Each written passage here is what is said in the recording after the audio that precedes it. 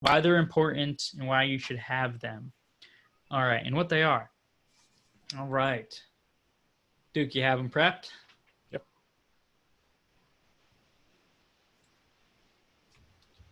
Ready? Yep. All right. All right, so next slide. So first one I think was going to be criteria sheet. There it is. So what is it? Right. So criteria sheet is going to be very simply, it's a one pager. You're going to blast out to all of your brokers and all of your groups to let them know exactly who you are, like your elevator pitch of your company and your business model. So it's, one paragraph elevator pitch, and then the criteria on the bottom is what type of product you're looking for. Very specific, as much as possible. That way they know what you're looking for, and what kind of list to put you on, how to create filters, what kind of deals that they're going to start screening for you and start sending your way. So we're going to go over just what ours looks like as far as an example, and some of the stuff that we see that I've seen in mistakes when I see other people create theirs, and where they can be better. So I guess we can just pull up ours and I'll just walk you through it as an example that we have something to look at. So if you got any questions, you can just raise your hand, and then Duke, or I think is moderating, he can answer it or ask it to the group, and we can answer it. All right, so here's ours. This is our most current one, and this is revision, I don't know, probably 6 or 7, as we get feedback, see what works, see what doesn't, and we tailor it. So the company overview, right? So Tri-State Equity Group is a veteran-owned real estate investment and asset management company that specializes in repositioning multifamily apartment complexes, right? So it tells us who we are, right? And what do? We reposition multifamily apartment complexes. So don't send us fix and flips and whatever single families, right? What we do is we reposition apartment buildings.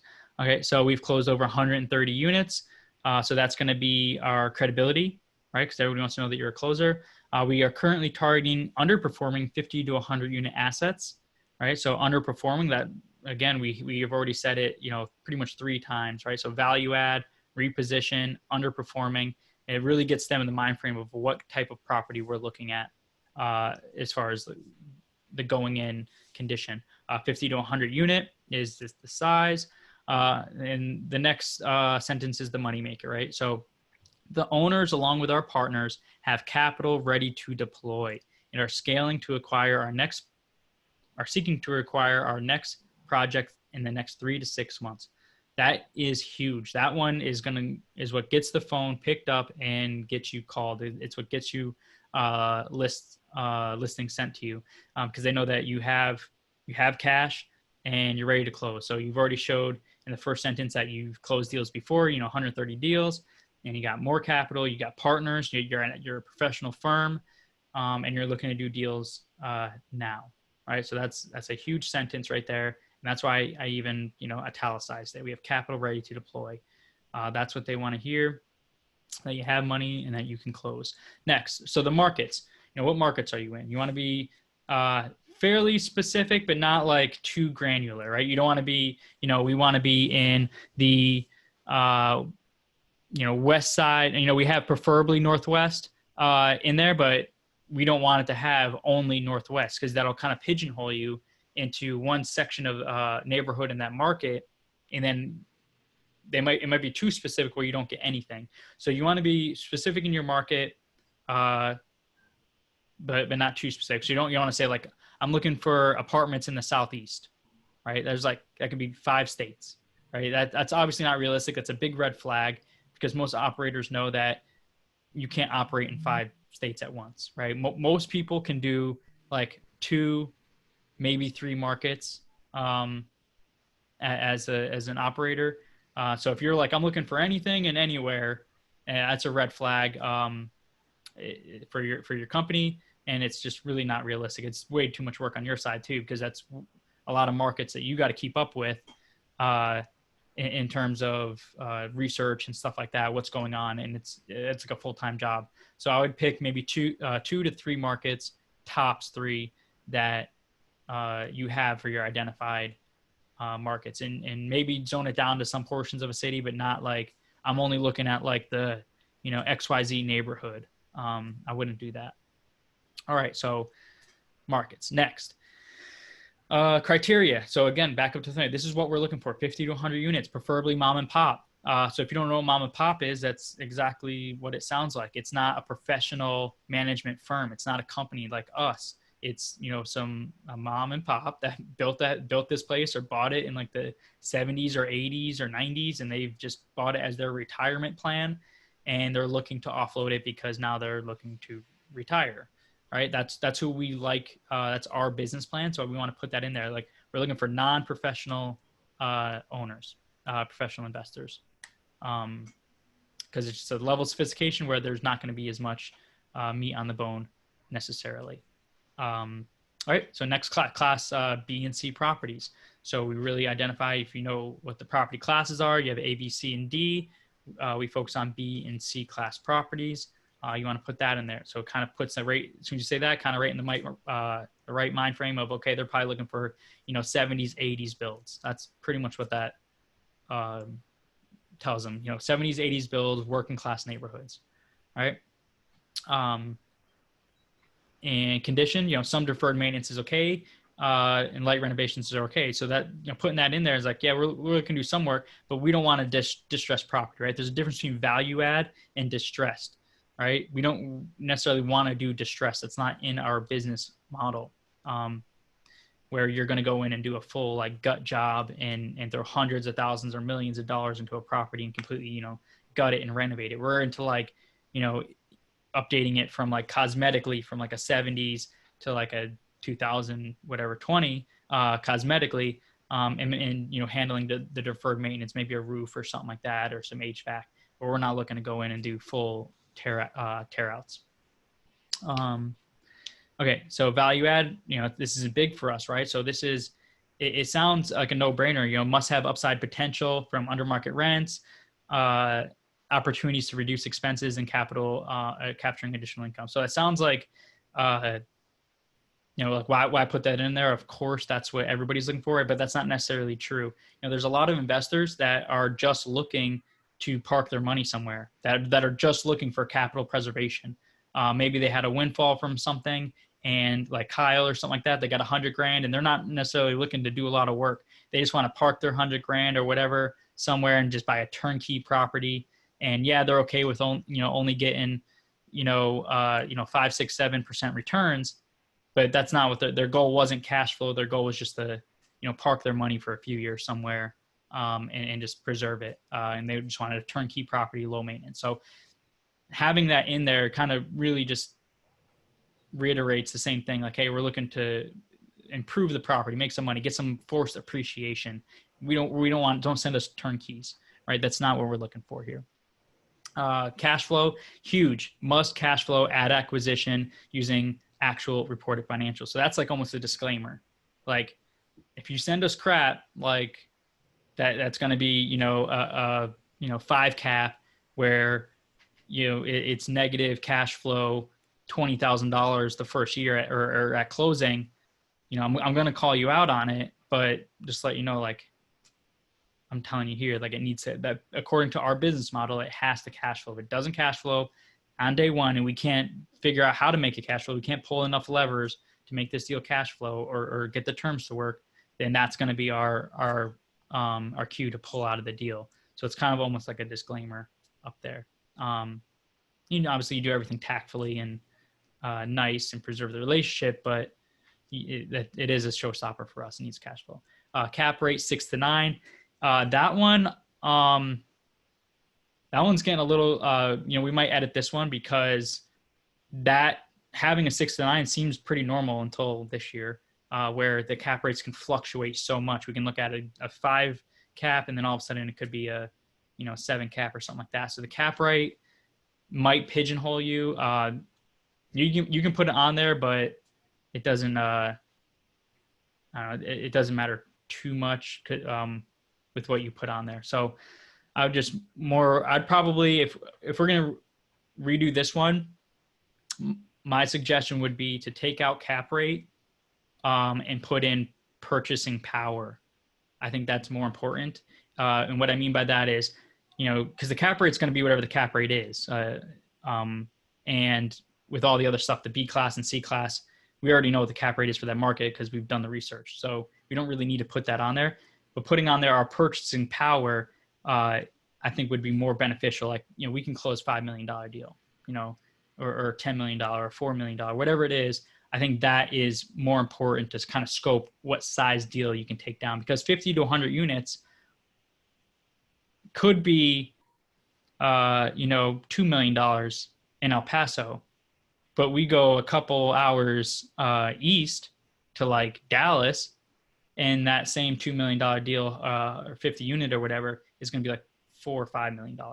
So the size of the deal isn't that good of an indicator, but putting on there like your purchasing power of what size deal it is would really help kind of finish that vision or that frame of what you're looking for in the deal. So for us, now that I'm talking about it, we're probably going to remove cap rate and then put in, what size deal money we can put on it, because that'll really help frame them of, what size deal we can take down. Anyway, moving on. See, this is how it gets made. We're actually real life changing our criteria sheet right now.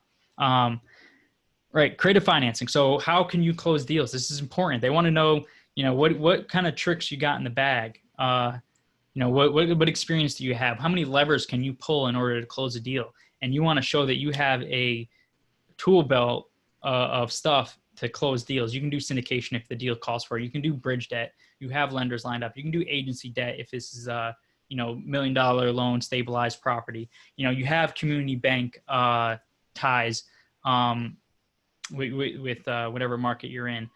You have private money come in with your investor groups or your partners. You've done seller financing. You know how to do second positions and stuff like that. You or somebody on your team has done mortgage assumptions or lease options. So you want to kind of leverage that team and show your experience and how you can close deals. That's the most important underlying tone of this entire document is you can close deals.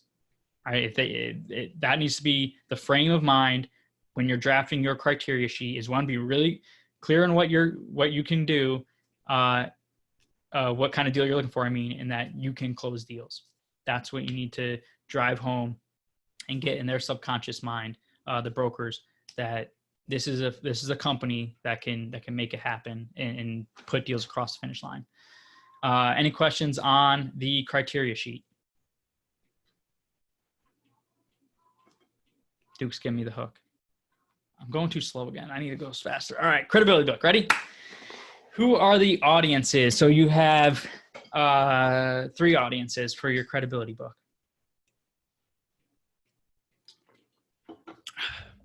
You have your brokers, your lenders, and your investors. So again, all of this is framing. You got to understand who your audience is when you're drafting your credibility book, because you need to drive home very particular points to each one of these. So it might even be beneficial to have 2 different versions.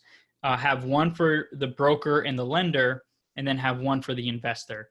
To kind of help, because each one of those conversations is going to be a little different because you're talking to a different audience. So you need to tweak it to them. So let's roll through ours.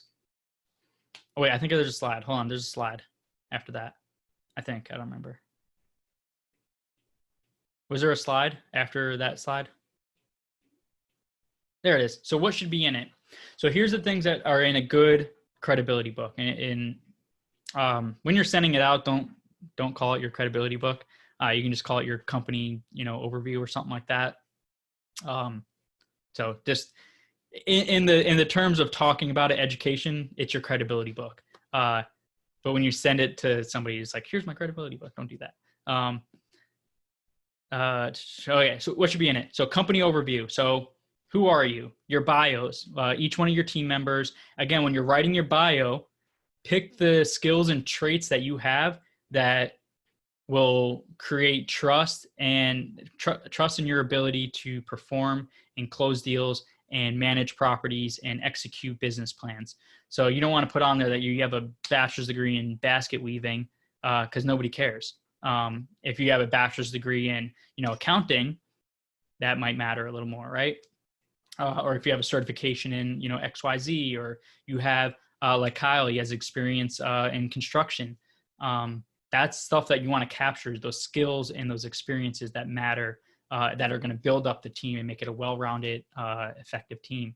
And then also, so get your bios and get your team members, even though if it's not a direct team member, like they're not on your payroll or they're not on the deed of that property, that's fine. If you have a contracting company, like a GC that you're working with exclusively, ask them for a bio and a headshot and put that in your credibility book because you're going to need it. Because the first thing that they're going to ask, especially the lender and any kind of sophisticated passive investor, is going to be like, okay, how are you managing this thing if you don't have any experience managing properties?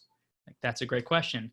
I have my team member, Zach, and Zach is a CPM, been doing this for 10 years, and he has 200 properties, and he's awesome. Look at all the great stuff he does. And he's on my team member, and he's on the, advisory board or whatever. Or you're part of maybe a mentor group. I'm under the advisement of these mentors, and they have, 2,000 units, or they flip, 200 properties a year. And these are their experience, and they're the ones who I'm bouncing everything off of, my business plan and all my decisions. That is going to be huge. So you want to capture that and leverage their experience if you're still building your own. Okay. Next, investment strategy. Again, I didn't get done reading yet. I'll go through these real quick and then we'll go through. Go back. All right. So investment strategy. So you want your investment strategy, your niche, and what your competitive advantage is. Everybody's flips houses. Everybody buys, value add apartment buildings. Nobody cares. They're all the same. What is your niche and what is your competitive advantage? That's something you need to highlight. That's going to be more for the your investor rather than the lender or the broker. The investment strategy, that's going to be for the lender and the broker. All right, your current portfolio. Again, this is going to be something you got to show, like, where's your credibility? If you don't have one, do a case study, which I have down below. And we'll talk about that in a second. And the life cycle and target returns. Again, that's going to obviously be for the investor. All right, let's roll. I need to stop shot clock so I can not run over so much. All right, so here's ours. This is the latest version of ours. This is version 15, I think, of ours. Or no, 16. It says in the top. Version 16. All right, so let's roll through it. Company overview. That's who we are, right? Give a quick, elevator pitch. All right, what markets we're in. All right, keep rolling. All right, we got our bios.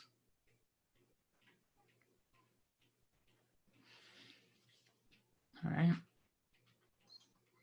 Here's our criteria. It looks familiar, right? All right, there's our ability to create a finance and close deals. A systematic approach. Now we're going to get into that investment strategy and that niche, that competitive advantage. We have proven systems and processes. And here's our acquisition strategy. All right. We have an experienced management team and proof of concept. All right. Target returns, right? That's going to be for, obviously, the slides for the potential investor. Kind of show them, like, here's kind of what we're looking at. Competitive edge. Exactly right. So what makes you different from everybody else? All right, here's our current portfolio. Like, we got, boom, was it 139 units under management? This ain't our first rodeo. All right, Duke stuff. Why invest in multifamily? Again, back into those talking points for educating your passive investor. Like, again, this slide's for the investor, not so much the broker. Like, they know they're brokers. So you want to have these talking points where you can, hit each one of these, because they're going to be like, oh, well, my, brokerage account, and the stock market's doing so good. I'm like, yeah, but it doesn't have this, this, and this, and this. And I started talking about why multifamily is better than other asset classes. Right? Your typical investment life cycle. And contact info. So the only one that this doesn't have, and we had it in an earlier version, but I think we took it out, and we're going to be updating a new deal and putting it in here, is a case study. So you can kind of walk them through, and the case studies for the lender and the investor of kind of like, this is what a typical deal would look like. And if you have a deal that you've done, do a case study on that deal and put it in there. If you haven't done a deal, get like a mock deal and do one on that. Like, this is what, if I were to have bought this property, this is what I would have done. And this is what my target returns would have been. So obviously put a disclaimer of like, this is just a case study of an example, not a current property that I did. But people like to see like, pictures and graphs, stuff like that, of like what a typical deal would look like, and what you would have done to that, said property. So if you don't have one, you can do a case study. Just make sure you disclaim it. Cool. Any questions on criteria sheets and credibility books? They are absolutely vital. Before we go to breakout rooms, my last points here. So when we give our credibility books to lenders, it is not uncommon for us to get the response of like, I've been doing this for 20 years, and this is the first time an investor has given me a book with this level of detail. And that happened in Texas. It happened in Michigan. Both my lenders have been like, this is the level of sophistication you're bringing to the table on this property or this market is going to give you a huge boost of confidence when it comes to the underwriting team or the committee that votes to give you that loan or not. And it has worked wonders for us to have that in those conversations. So they have it, they have the physical book, or they have the PDF that they can bring to the committee members, they can bring to the underwriters. And if they try to trump you with some kind of question of like, oh, how are you going to handle this? And you just open up your book and just like, oh, we covered that right here in our business plan. It's already done. So that's a level of sophistication that you can bring to the table that most of these community banks don't see like at all. Like, that's much higher level investors, institutional level investors. This is par for the course for them, but they're also doing agency debt and stuff like that, like higher level deals. You normally don't see that at, community bank levels or this type of deals, the lower deals. So to bring that down and do it with those deals is going to be huge for you to get deals done. So that'll be my last pitch on that. You should get one.